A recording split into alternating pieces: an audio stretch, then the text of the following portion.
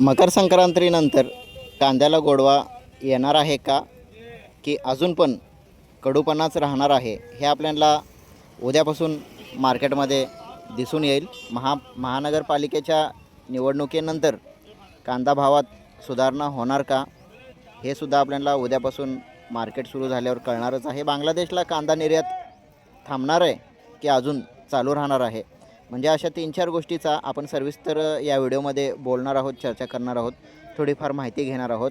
मकर संक्रांतीनंतरनं कांद्याला बाजारभाव वाढेल का, महानगरपालिकेच्या निवडणुकानंतर कांदा बाजारभाव काही परिणाम होणार आहे का, सोबतच बांगलादेशला कांदा निर्यात थांबणार आहे का अजून पुढे निर्यात चालू राहणार आहे, याची थोडी माहिती आपण या व्हिडिओच्या माध्यमातून जाणून घेणार आहोत.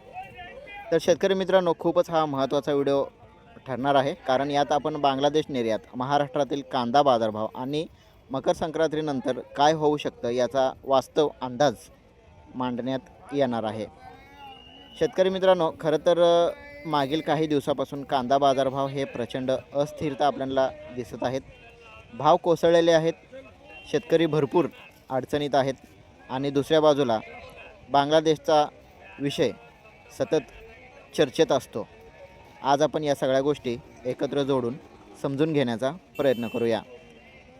खरं तर 2 दिवसाखाली घोसदंगा बॉर्डर सुमारे 20 ट्रक कांदा निर्यातमध्ये आपल्याला दिसून आला होता. म्हणजे जवळजवळ 20 ट्रक कांदा गाडी ही निर्यात झालेली रिपोर्ट आली होती 2 दिवसाच्या अगोदरचं सांगतोय मी.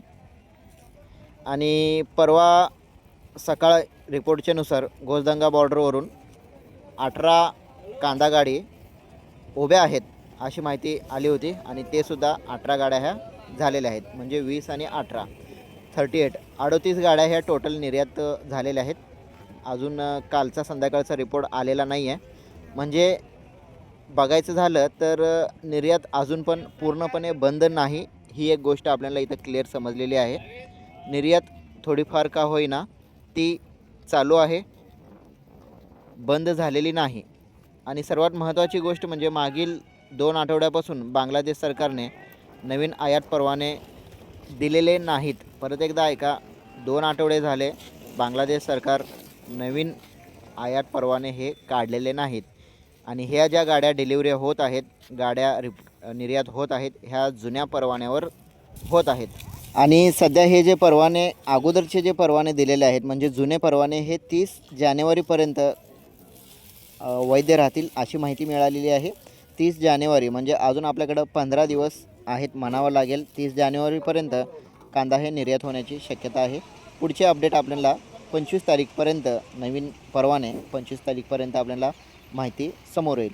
सरासरी पाहिलं तर दररोज आपल्याला जे गाड्या आहेत ते 15 ते 20 गाड्यांच्या डिलिव्हरी होताना बातमी समोर येत आहे. म्हणजे निर्यात होत आहेत गाड्या.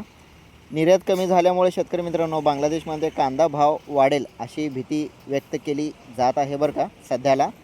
पण वास्तव काय आहे हे तुम्हाला मी थोडक्यात सांगतो. सध्या तिथे कांदा 50 ते 55% वाढले आहेत किंवा 80 ते 100% भावही गेलेले नाहीत. याचं कारण आपण थोडक्यात समजून घेऊया. बांगलादेशमधून आलेल्या नवीन रिपोर्टनुसार तिथे कांद्याची लागवड मोठ्या प्रमाणात वाढलेली आहे.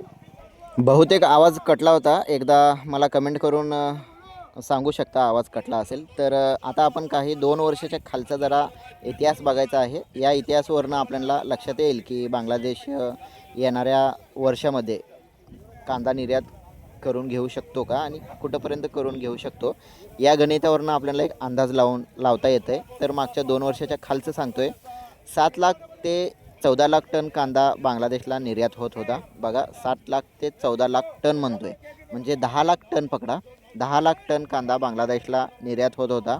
पण यावर्षी 2024-2025 या वर्षी या दरम्यान 12,000 ते 13,000 टन इतकाच कांदा निर्यात झालेला आहे. किती? फक्त 12,000 ते 13,000 टन. 10 लाख टन कुठं आणि 12,000 आणि 13,000 टन कुठं, हे गणित तुमच्या लक्षात आलं असेल. म्हणजे 10%पेक्षाही कमी कांदा हा यावर्षी 2024 आणि 2025ला निर्यात ही झालेली आहे. 10%पेक्षाही कमी. तर यावरून शेतकरी मित्रांनो एक गोष्ट आपल्याला लक्षात येते, यावर्षी भारतातून बांगलादेशला म्हणजे 2025मध्ये 2026मध्ये यावर्षी भारतातून बांगलादेशला कांदा फारच कमी जाणार अशी शंका निर्माण होत आहे किंवा अजिबात निर्यात होणार नाही अशी शंका आपल्याला दिसून येत आहे. आता दुसरी गोष्ट सांगायचं झालं तर ज्यांनी अजून रब्बी कांद्याची लागवड केलेली नाही किंवा ज्यांच्याकडे पाण्याची पुरवठा आहे, विहीर आहे किंवा शेततळं आहेत, त्यांनी क्षेत्र वाढवण्याआधी जरा बारीक विचार करावा.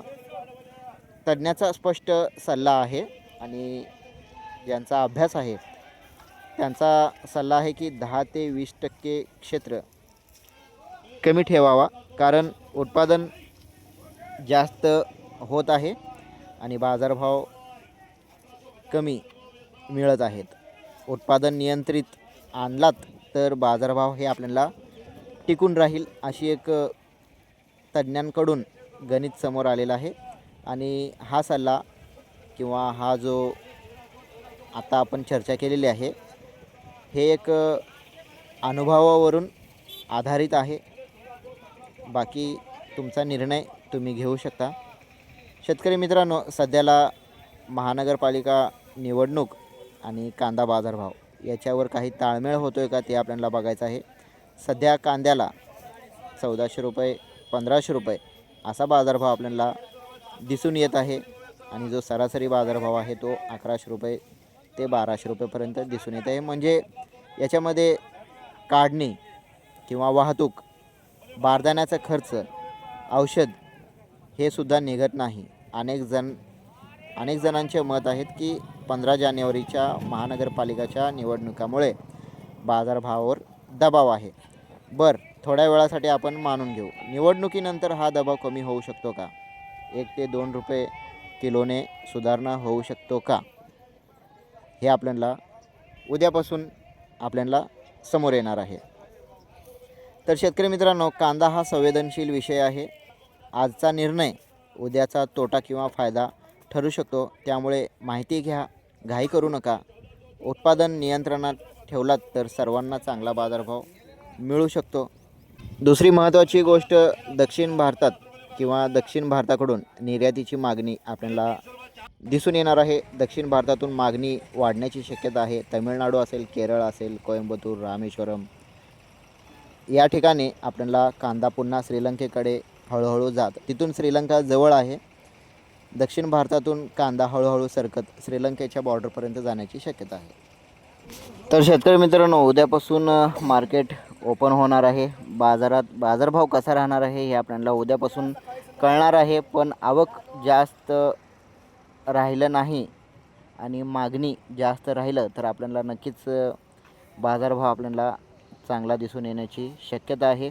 खरं तर 4 दिवसापासून बाजार हे बंद आहे म्हणल्यावर मागणी राहणार असा माझाही अंदाज आहे. भेटू उद्या लाईव्हमध्ये. जय जवान जय किसान.